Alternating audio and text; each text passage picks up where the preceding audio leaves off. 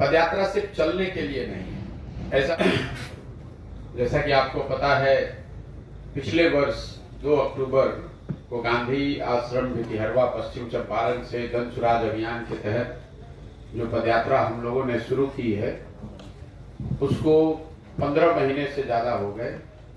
इन 15 महीनों में पश्चिम चंपारण से चल के पूर्वी चंपारण, शिवहर, गोपालगंज, सिवान, छपरा, वैशाली, समस्तीपुर, मुजफ्फरपुर, सीतामढ़ी, मधुबनी होते हुए हम लोग दरभंगा पहुंचे हैं।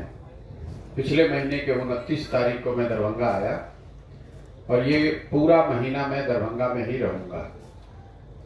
पदयात्रा के जो 3 उद्देश्य हैं, पहला उद्देश्य ये है कि बिहार की जनता के गरीबी, बदहाली, पिछड़ापन का जो कारण है, उन सारे कारणों का जो मूल है, जो जड़ है, वो मेरी समझ से ये है कि बिहार की जनता अपनी परेशानियों से 5 साल जूझती है, समस्याओं से, पढ़ाई के लिए, रोजगार के लिए, सड़क, बिजली, पानी, हर चीज की दिक्कत उसको है। लेकिन जब वो वोट करने जाती है 5 वर्ष पर एक बार, तो वो अपनी समस्याओं को छोड़कर उन मुद्दों पर यहाँ के लोग वोट करते हैं जो जिनका उनके समस्याओं से कोई सरोकार नहीं है। पिछले 30-35 वर्ष से बिहार में ज्यादातर लोग, 2/3 से ज्यादा जो वोटर है, वो सिर्फ 4 ही मुद्दे पर वोट कर रहा है। पहली बात तो जाति की है कि अपने जाति का जो व्यक्ति उम्मीदवार है, लोग उसको वोट करते हैं। दूसरा, जो जाति पर वोट नहीं करते हैं, वो धर्म के नाम पर, हिंदू मुसलमान, मंदिर मस्जिद के नाम पर लोग वोट करते हैं। तीसरा, एक बहुत बड़ा वर्ग है बिहार में जो लालू जी का जो एक फिनोमेना है। लालू जी खाली नेता नहीं है, वो एक फिनोमेना है। लालू एक फिनोमेना है। तो उसके डर से लोग भाजपा को मजबूरी में वोट करते हैं, या जो आदमी भी लालू के विरोध में रहता है उसको वोट करता है। और करीब 20% आबादी वाला जो यहाँ मुसलमानों का समुदाय है, उनको भी ना जाति धर्म इससे मतलब नहीं, उनको सिर्फ इससे मतलब है कि कौन व्यक्ति, कौन दल भाजपा को हरा रहा है, तो भाजपा के डर से लालू को वोट करते हैं। तो अगर इन्हीं 4 मुद्दों पर वोट पड़ता है, इसीलिए जो सारे और मुद्दे हैं वो चुनाव आते आते गौण हो जाते हैं। तो मेरी जो अपनी 10-15 वर्ष की सोच, अपने मेरे राजनीतिक सामाजिक अनुभव रहे हैं, उसके आधार पर मेरी सोच ये है कि जब तक जनता को इस बात के लिए समझाया, तैयार नहीं किया जाएगा कि भाई आपको वोट जिसको देना है दीजिए, लेकिन वोट आप अपनी समस्याओं के लिए दीजिए, अपने बच्चों के लिए दीजिए, उनके भविष्य के लिए दीजिए। तो पदयात्रा का पहला उद्देश्य यही है कि सुबह से शाम तक आप देखते हैं हम लोग गांव-गांव जाकर 200, 250, 100, 50, 500 लोगों की सभाओं में लोगों को ये बता रहे हैं कि आप अपने और अपने बच्चों के भविष्य के लिए वोट करें। वोट जिसको करना है करें, लेकिन अपने और अपने बच्चों के लिए करें। दूसरा जो उद्देश्य है, बिहार में लोग ये बताते हैं कि अगर मान लीजिए कि जनता सही लोगों का चुनाव करने को तैयार हो भी जाए, उनके मुद्दों पर वोट करने को भी तैयार हो, तो भी उनके पास विकल्प तो होना चाहिए। जो लालू के डर से भाजपा, भाजपा के डर से लालू को वोट देने वाले करीब आधी जनता है, उसको तो ये मालूम है कि ये गलत वोट वो कर रहे हैं। वो जाति पर नहीं दे रहे हैं, धर्म पर नहीं दे रहे हैं, इसलिए मजबूरी में दे रहे हैं। उन लोगों को मजबूरी में वोट न देना पड़े गलत दल या नेता को, इसके लिए जरूरी है कि बिहार में एक नया विकल्प बनाया जाए।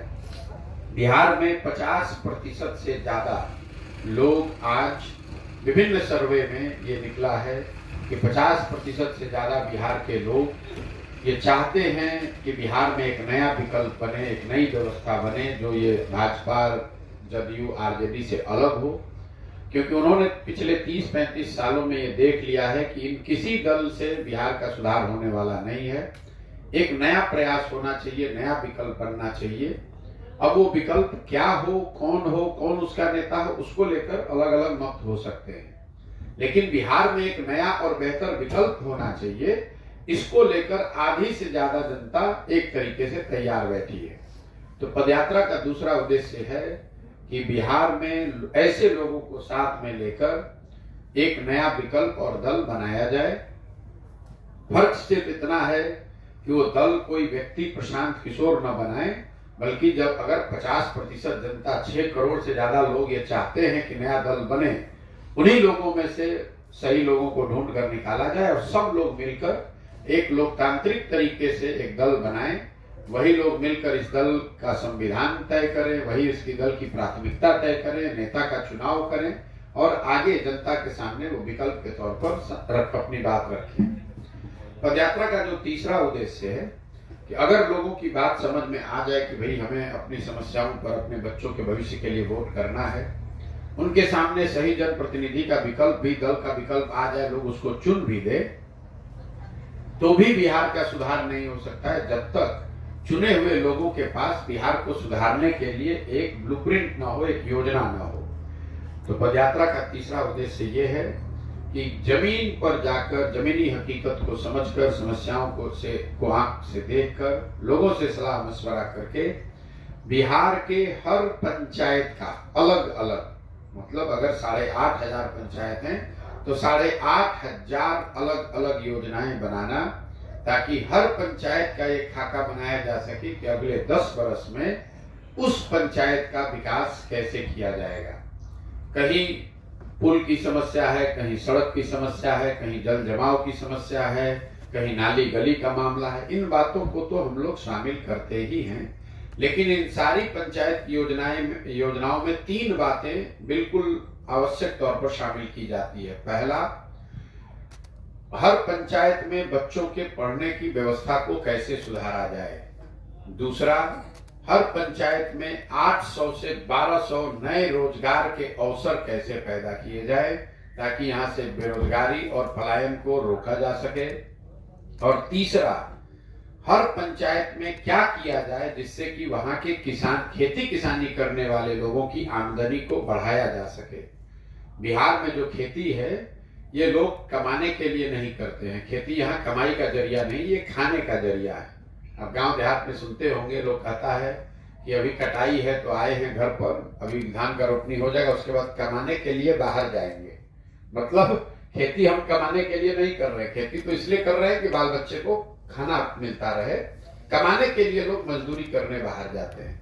तो ये 3 जो मुख्य समस्या है जिसके समाधान से मुझे लगता है कि बिहार में व्यवस्था सुधर सकती है, वो है लोगों में जागरूकता आए कि लोग अपने और अपने बच्चों के लिए वोट करें, उनके सामने एक सही लोगों का विकल्प, एक नया दल हो, और तीसरा, उन दल के लोगों के पास बिहार को सुधारने का अगले 10 साल का प्रमाणिक एक योजना हो जो नीचे जमीन से को देखकर समझकर बनाया गया हो।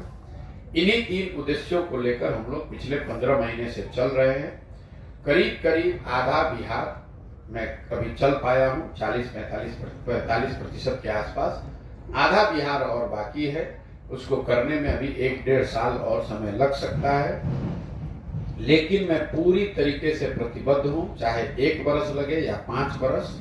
इस चीज को बिहार के गांव गांव जाके करना है, इस व्यवस्था को बनाना है, और इसी के लिए पूरा समय अपना जीवन का मैंने अपना घर परिवार छोड़कर, जैसा आप देखते हैं मैं कैंप में ही रहता हूँ, यहीं सुबह शाम चलता हूँ, और इस काम को हमें धीरे धीरे करना ही है। पदयात्रा सिर्फ चलने के लिए नहीं है, ऐसा नहीं है कि 20 किलोमीटर चले और फिर उसके बाद कहीं दूसरे जगह चले गए। पदयात्रा चलना एक जरिया है, एक चीज है, लोगों से मिलना, वहाँ की समस्याओं को समझना, बैठ के उसका योजना बनाना, वो भी पदयात्रा का हिस्सा है। अगर मैं दरभंगा में 35-40 दिन रुकूंगा तो उसमें 20-25 दिन चलूंगा, 10 दिन उन समस्याओं का संकलन, उन लोगों के साथ मिलना, उनको जोड़कर संगठन बनाना, ये भी पदयात्रा का हिस्सा है। जब मैं पदयात्रा यहाँ पर खत्म करूंगा तो सैकड़ों गांवों में हमने लोगों को जाकर अपने हिसाब से, अपनी भाषा में लोगों को ये समझाया होगा कि आप अपने बच्चों के पढ़ाई के लिए, रोजगार के लिए वोट कीजिए। करीब 50 से 60 हजार लोगों को हमने चिन्हित करके निकाल लिया होगा जो जन स्वराज के संगठन व्यवस्था को बनाने में संस्थापक के तौर पर जुड़ेंगे, और दरभंगा के हर पंचायत के अगले 10 साल की योजना का खाका भी हमने बना लिया होगा। ये जब पूरा हो जाएगा तभी हम दरभंगा से निकलेंगे। इसीलिए इस पदयात्रा का कोई दिन और समय, किलोमीटर निश्चित नहीं है, लक्ष्य निश्चित है। इस 3 काम को करने के लिए चाहे 5 दिन ज्यादा रुकना पड़े या 5 दिन कम, पूरा जब हो जाएगा तभी दरभंगा से निकलकर बेगूसराय को जाएंगे। अब आपके पदयात्रा के दौरान जो मेरे अनुभव हैं और या इससे जुड़े हुए कोई जो राजनीतिक आपके सवाल हैं वो आप सवाल कर सकते हैं। बहुत बहुत धन्यवाद।